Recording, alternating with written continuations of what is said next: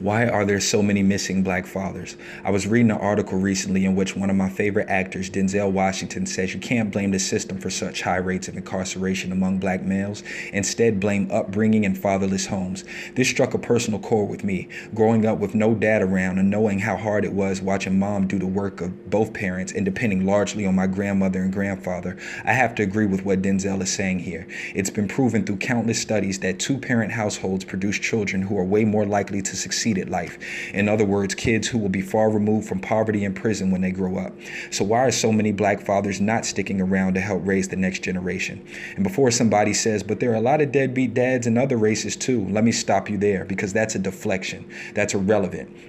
Not saying children of all races don't deserve good fathers, but this potentially is the reason why us, black males, are the poorest and most incarcerated. That's us, not any other race. So again, I ask, why so many absent fathers?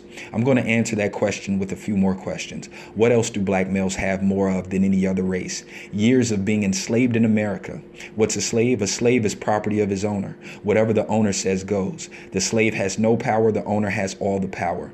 When you own something, you have dominion over it. Total control.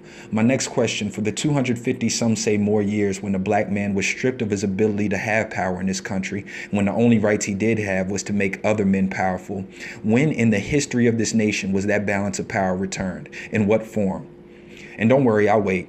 It never has. Black men own so little in this country, it's pathetic, and it stems from our inability to own. Think about it. What's a father?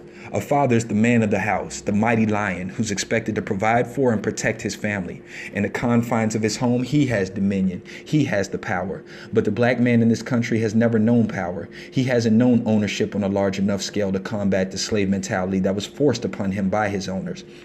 He has a woman he feels like he's disappointing because of the constant struggle to make ends meet. He has little mouths to feed, and all of this makes him anxious and oftentimes too unable to cope. When massive wealth was being generated during the Industrial Revolution, the black man wasn't acquiring real estate or prioritizing education. He was too busy trying to keep his neck out of a rope.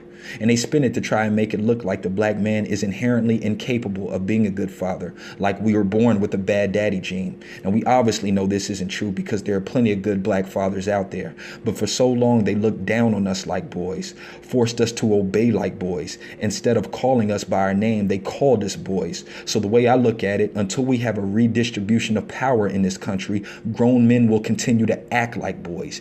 Email me at thereparationschannel@gmail.com. That's thereparationschannel@gmail.com.